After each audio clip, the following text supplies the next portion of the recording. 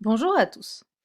Dans le chapitre précédent, nous avons étudié ce qui était un écosystème et on a notamment vu qu'un écosystème est défini par deux entités, sa biocénose, c'est-à-dire les êtres vivants, et son biotope, c'est-à-dire les caractéristiques du milieu.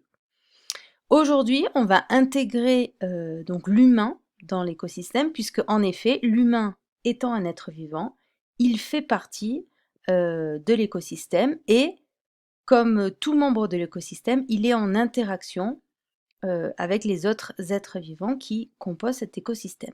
Cette activité va nous permettre de montrer que l'humain est un élément comme les autres au milieu donc de la biocénose et on va essayer d'illustrer les différents types d'interactions donc qu'il entretient avec les autres espèces vivantes qui l'entourent. Alors, pour faire cette activité, vous aviez différents documents.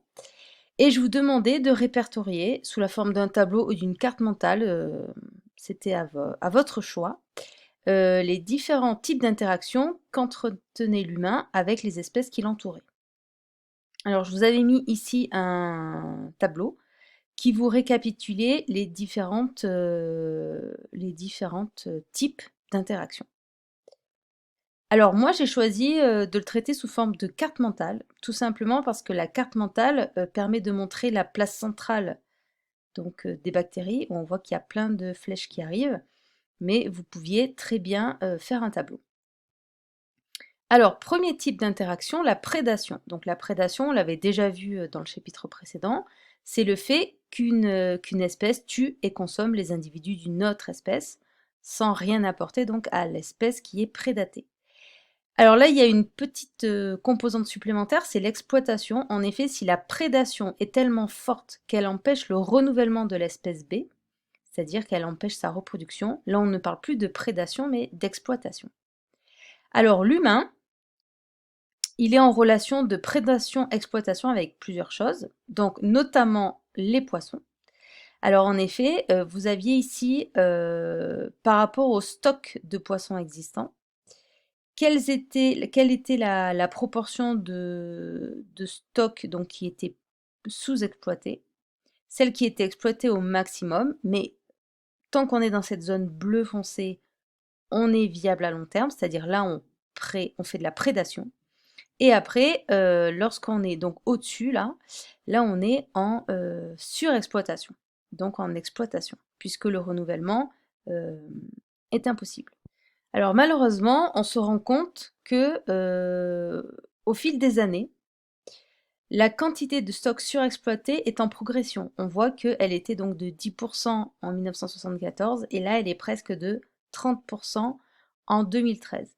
Donc la pêche passe petit à petit de prédation à exploitation. Donc ça c'était donc premier type d'interaction prédation-exploitation. Le deuxième, c'est les arbres. Donc en effet, on exploite le bois des arbres, notamment pour la construction de matériaux, de meubles, etc.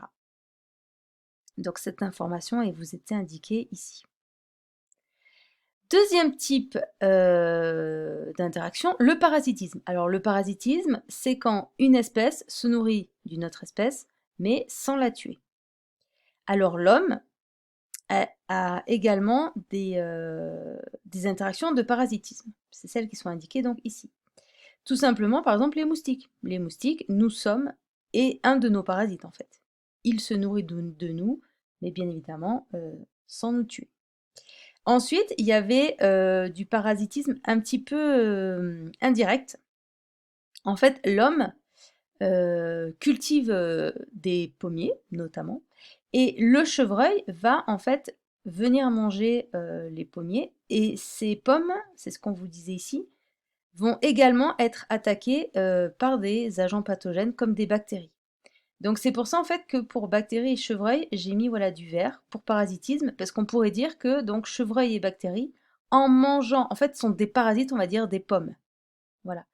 Mais du coup, vu que les pommes sont au départ pour notre consommation, du coup, voilà, ils prélèvent une petite partie de ce qui aurait dû nous revenir. Donc voilà pourquoi je l'ai mis en vert.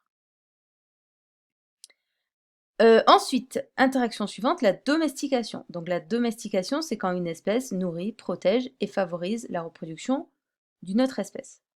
Alors, il y a d'êtres vivants qui ont été domestiqués par l'homme.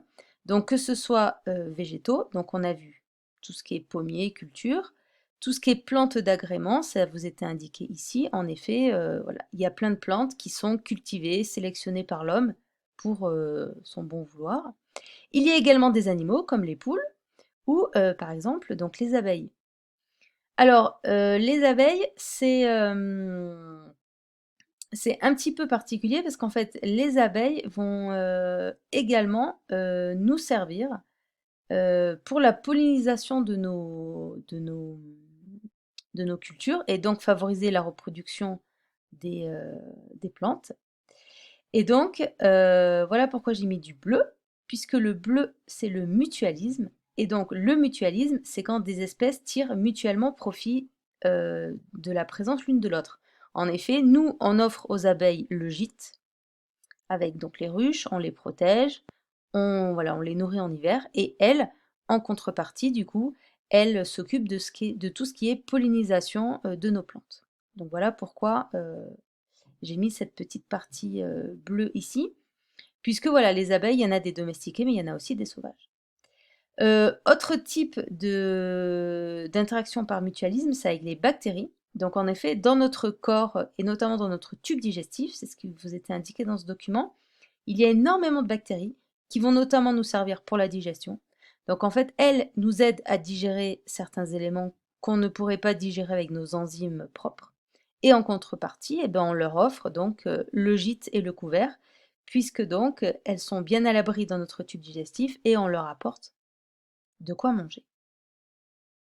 Dernier type d'interaction, le commensalisme. Alors le commensalisme, c'est quand une espèce va tirer profit d'une autre espèce, mais sans lui nuire. Et donc pour l'autre espèce, en fait, que la première soit présente ou pas, n'a aucune importance et influence.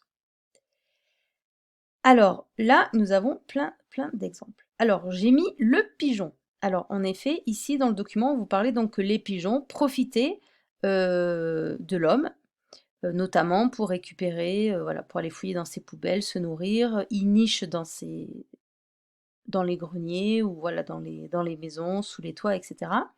Donc on voit que le pigeon profite de notre présence, mais pour nous, ça n'a pas d'influence qu'il soit là ou pas là. Même chose pour les vers de terre. Alors les vers de terre, ils sont très bénéfiques pour nous cette fois, puisqu'ils vont favoriser notamment la fertilité de la terre, et donc ça va nous permettre d'améliorer notre production, notamment de fruits et légumes. Mais nous, que nous soyons là ou pas, n'a pas d'influence sur le ver de terre. Même chose pour les bactéries du sol, qui ont exactement le même rôle que les vers de terre et qui vont donc influencer la production, notamment de fruits et de légumes. D'autres choses, donc les bactéries, on s'en sert également notamment dans l'alimentation. Donc ça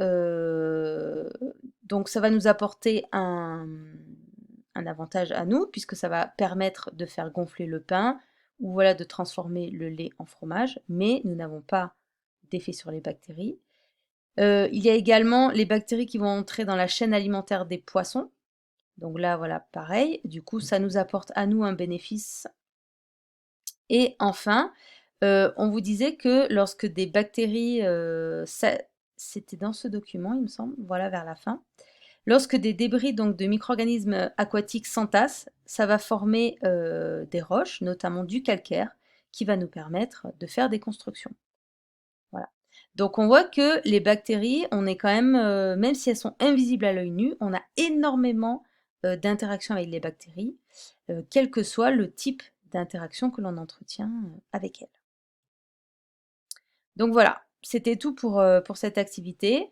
Donc ce qu'il faut bien voilà, prendre conscience, c'est que l'espèce humaine, elle est au sein des écosystèmes, parmi la biocénose, et qu'elle est en interaction avec toutes les espèces qui l'entourent.